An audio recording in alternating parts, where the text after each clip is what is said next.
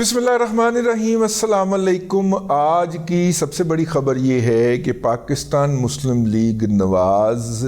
جس نے 15 جنوری کو اپنا منشور جاری کرنا تھا، ترقی کا منشور، آگے بڑھنے کا منشور، معیشت کی بحالی کا منشور، مہنگائی کے خاتمے کا منشور، جس کے نعرے بیچاری جو ہے نمانی کی نائدہ مریم اورنگزیب نے مجھے بھجوا دیے ہوئے ہیں، اللہ تعالیٰ ان کو خوش رکھے۔ انہوں نے نعرے تو بھجوا دیے تھے، منشور کوئی نہیں آیا کہ منشور کے اندر جو پوائنٹس ہیں نا، ان پوائنٹس کے اوپر آپ پھر نریٹو بلڈ کرتے ہیں، نعرے بناتے ہیں۔ وہ نعرے انہیں بھجوائے تھے بیچاری نے، لیکن وہ کوئی نہیں آیا جی ادھر ہے، منشور کوئی نہیں آیا۔ تو منشور کے بارے میں ہم نے بھی تنقید کی، حسب روایت حسب توفیق اس پروگرام کے اندر، ٹھیک ہے۔ تو انہوں نے بھی تنقید فرمائی مختلف لوگوں نے۔ تو پی ٹی آئی کے جو یوتھیا تجزیہ نگار ہیں، ان تو باقاعدہ لتے لیتے نا۔ تو پھر اس عمر کے اندر جناب عرفان صدیقی صاحب نے آج 4 دن کی تاخیر کے بعد ایک ٹویٹ فرمایا۔ انہوں نے ٹویٹ فرمایا کہ جناب منشور کمیٹی کے سربراہ ہیں نا، اپنا انکل صدیقی جو ہیں وہ منشور کمیٹی کے سربراہ ہیں، میری جو ہے وہ واحیاتی کو بھی نظر انداز کرتے ہیں، میرے مذاق کو بھی انجوائے کرتے ہیں، تو میں ان کو انکل صدیقی کہہ سکتا ہوں۔ تو انکل صدیقی جو ہیں وہ منشور کمیٹی کے سربراہ ہیں۔ تو آج ان کا ٹویٹ لاجواب آیا، جواب لاجواب، اور انہوں نے فرمایا اور انہوں نے کہا کہ جناب پی ایم ایل این کی منشور سازی کا جو عمل ہے وہ فی الحال جاری اور ساری ہے، اور 27 کو ایک سادہ اور مگر پرشکو اور پروقار تقریب کے اندر جناب میاں محمد نواز شریف صاحب اپنی پارٹی کے منشور کا اعلان کریں گے۔ اچھا، یہ ٹویٹ پڑھنے کے بعد پھر ہم نے کوڑے دوڑائے ہیں، چوہے چھوڑے کہ یار جاؤ رپورٹ لے کے آؤ، چوہا رپورٹ آپ کو پتہ کیا ہوتی ہے، کیا ہو کی رہے۔ تو ایک دو ذرائع نے ہمیں کہا کہ آپ کو اسحاق ڈار صاحب کتنے نظر آئے نے؟ میں نے کہا یار وہ میاں صاحب کے ساتھ ہی نظر آتے ہیں، تو وہ بھی جلسوں کے علاوہ، مطلب میاں صاحب کو پریس کانفرنس فرما رہے ہوں تو آتے ہیں۔ ویسے اسحاق ڈار صاحب جو ہیں وہ سیاسی عمل کو اپنے لیے جو ہے وہ گناہ کبیرہ سمجھتے ہیں، وہ اس کے اندر شریک نہیں ہو۔ جلسے کے اندر آپ کو کبھی اسحاق ڈار صاحب نظر نہیں آئیں گے ہیں۔ ہاں، پریس کانفرنس کر رہے ہوں تو پیچھے میاں صاحب کی کاروائیاں ڈال رہے ہوں گے اسحاق ڈار صاحب، میاں صاحب میں کر لوں گا جڑا بھی کام میں کر لوں، ٹھیک ہے۔ تو میاں صاحب جڑے نے وہ نہیں آئے نظر، میں کہ نہیں نظر نہیں آئے، وہ تو ویسے بھی کہتے نہیں میاں صاحب کی کوئی میٹنگ ہو اس کے اندر وہ کس سے مل رہے ہوں۔ ہاں یار وہ ملی تھی، وہ کیا نام ہے ان کا، وہ برطانیہ کی کونسل جنرل ملی تھی میاں صاحب کو، نظر نہیں آئے۔ ہاں کہتے کیوں نظر نہیں آئے؟ کہتے کہ اس وقت سب سے جو بڑا کام ہے وہ یہ ہے کہ حکومت 8 فروری کو الیکشن جیتنے کے بعد 9 کو کیا کرنا ہے، معاشی فرنٹ کے اوپر 10 کو کیا کرنا ہے، 11 کو کیا کرنا ہے، ایک دن گن رہے نے، وہ دی پلاننگ ہو رہی ہے بھائی جان، اور یہ صرف معیشت کے حوالے سے پلاننگ ہے۔ اور اس وقت سب سے زیادہ کم بختی جو ہے میاں صاحب کے ہاتھوں وہ اسحاق ڈار صاحب کی آئی ہوئی ہے کہ پچھلی دفعہ تسی یہ کرتا سی، اس دفعہ اسی نہیں کرنا، اے دی پلاننگ دسو، اے دے رابطے دسو، اے دسو۔ اور یہ بھی ہمیں تصدیق کی ہمارے ایک بڑے محترم دوست نے اسلام آباد سے، انہوں نے کہا کہ حکومت میں آنے کے بعد فوری طور پہ 1 ماہ کے اندر آئی ایم ایف کے ساتھ بیٹھ جایا جائے گا۔ اچھا، یہ وہ بات ہے جو میں اپنے بارہا ولاگز کے اندر آپ کی خدمت میں عرض بھی کر چکا ہوں اور آپ کو یاد دہانی کے طور پہ بتا بھی چکا ہوں کہ جو بھی 8 فروری کو پارٹی جیتے گی اور گورنمنٹ بنائے گی، اسے 1 مہینے کے اندر آئی ایم ایف کے در دولت پہ حاضری دینا پڑے گی، کیونکہ جو موجودہ پیکج ہے یہ مارچ میں ختم ہو جائے گا، جس موجودہ پیکج کے تحت ہم چل رہے ہیں، یا کہہ لیں کہ جس سرٹیفکیٹ کے اوپر ہم موجودہ جس سرٹیفکیٹ پہ چل رہے ہیں، جس گارنٹی کارڈ کے اوپر ہم چل رہے ہیں، اس کی گارنٹی آئی ایم ایف کی گارنٹی کارڈ کے اوپر اس کی گارنٹی جو ہے وہ مارچ میں ختم ہو جانی ہے۔ تو گارنٹی برقرار رکھنے کے لیے اور اگلی گارنٹی لینے کے لیے جو بھی حکومت آئے گی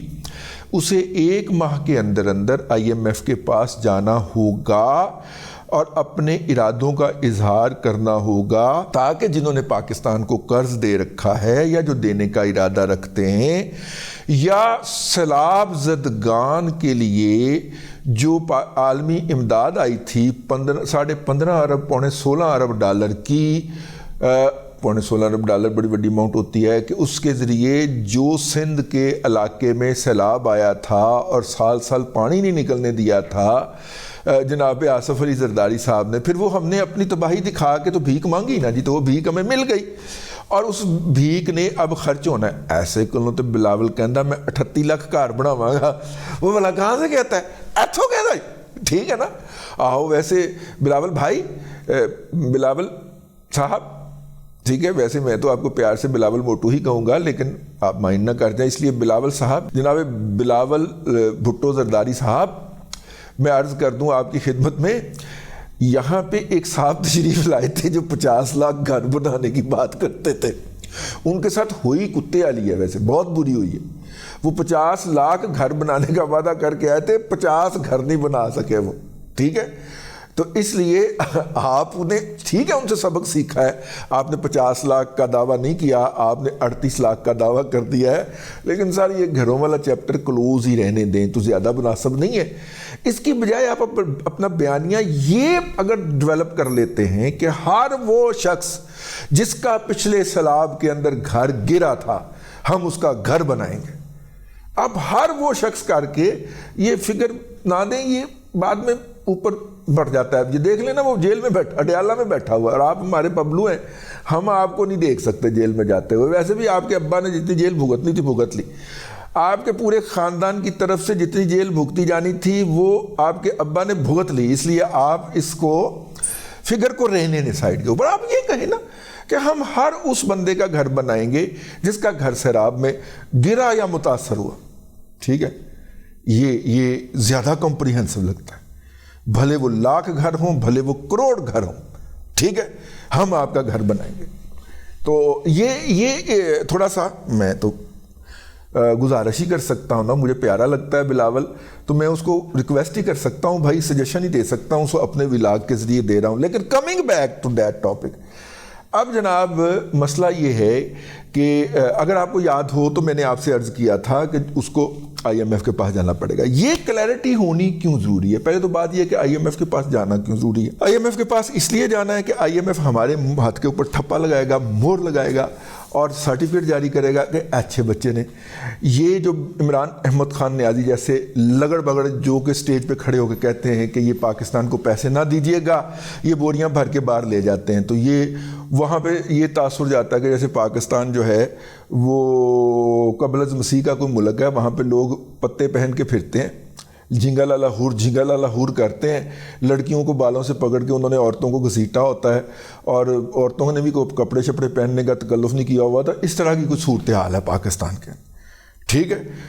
وہ یہ تاثر پیدا کرنے کی کوشش کرتے ہیں جناب عمران احمد خان نیازی، تاں تو لوگ خیرات دیں نا یار، تاں تو میرا مطلب ہے کرسچن بھی اس کو خیرات دیتے ہیں، جیوز بھی خیرات دیتے ہیں، ایتھسٹ بھی خیرات دیتے ہیں، بدھ بھی خیرات دیتے ہیں، اور ساریاں تو ہم اپنا مانگ لیا ہے جی۔ دنیا کے اندر کوئی بھی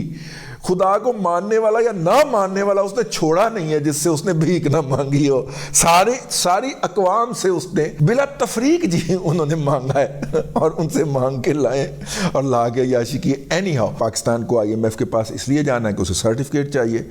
اچھا بچہ ہونے کا سرٹیفکیٹ چاہیے، اور اچھا بچہ ہوں گے تو پھر ہمیں کم شرح سود کے اوپر قرضے ملیں گے، پھر جو ہم نے ترقیاتی لون لیے ہوئے ہیں ورلڈ بینک سے وہ ان کا اجرا آئے گا، عمل میں آئے گا، پھر اور بھی اس طرح کی باتیں ہوں گی، تو لہٰذا وہ اس لیے ضروری ہے۔ اگر آپ کو یاد ہو، آخری بات، اگر آپ کو یاد ہو تو عمران احمد خان نیازی صاحب جب اقتدار میں آئے تھے تو ان کے اوپر بھی یہ واجب ہو چکا تھا کہ وہ آئی ایم ایف کے پاس جائیں۔ آئی ایم ایف کے پاس جائیں گے نہیں جائیں گے، میں خودکشی کر لوں گا، میں یہ کر لوں گا، ہم جائیں گے، ہم جانے لگے ہیں، ہم نہیں جاتے، ہم آئی ایم ایف پہ لعنت بھیجتے ہیں، یہ کرتے کرتے موصوف نے 8 مہینے گزار دیے تھے۔ اگر آپ کو یاد ہو ٹھیک ہے. اور ایک فنانس منسٹر جو تھا اس کو ریزائن کرنا پڑ گیا تھا، جس کا نام اسد عمر تھا، جو کہ آج کل سیاست سے طائب ہو چکے ہیں. تو اسد عمر صاحب کو ریزائن کرنا پڑ گیا تھا، اگر آپ کو یاد ہو. اور اس کے بعد پھر حفیظ شیخ کو لایا گیا تھا، اور حفیظ شیخ نے آ کے جناب بغیر دیکھے سنے چھری چلا دی تھی. ٹھیک ہے. تو اب جو ہے ہم آئی ایم ایف کے پاس اس وقت پہنچے تھے، اور پھر جو حالات ہوئی اور پھر اس کے کنڈیشنز کی ہم نے وائلیشن کی، اور اس وائلیشن کے نتیجے کے اندر آج ہماری معیشت کا یہ بیڑا غرق ہوا ہے، جس کو آپ اور میں افراط زر کی صورت میں بھگت رہے ہیں. ٹھیک ہو گیا سر؟ تو اب اس بات کا فیصلہ ہو گیا ہے کہ اگر ہم اقتدار میں آتے ہیں، ویسے اگر میں اپنے کو نہ لایا، اگر ہم اقتدار میں آتے ہیں تو حلف اٹھانے کے ساتھ ہی انتخاب جیتنے کے 1 ماہ کے اندر اور حلف اٹھانے کے 15 دن کے اندر ہم آئی ایم ایف کے سامنے ٹیبل پہ بیٹھے ہوں گے، آنکھوں میں آنکھیں ڈالیں گے، اس سے ٹرمز اینڈ کنڈیشن طے کریں گے، تاکہ ہم اگلے 3 سال میں آئی ایم ایف کے پروگرام کے ذریعے اپنی معیشت کو اوپر لا کر 2027 کے اندر اس کو اس پوزیشن پہ لے جائیں جہاں پہ یہ 2017 میں ہم چھوڑ کے گئے تھے. میں نے کہا کچھ انفارمیشن ملی تھی مختلف ذرائع سے، بٹس اینڈ پیسز کی شکل کے اندر آپ کی خدمت میں عرض کر دی جائے. اب تک کے لیے اتنا ہی. اگلے ولاگ کے اندر پھر حاضری ہوگی. اللہ تبارک و تعالیٰ آپ کو آسانیاں عطا فرمائے اور آسانیاں خلق خدا میں تقسیم کرنے کی توفیق عطا فرمائے.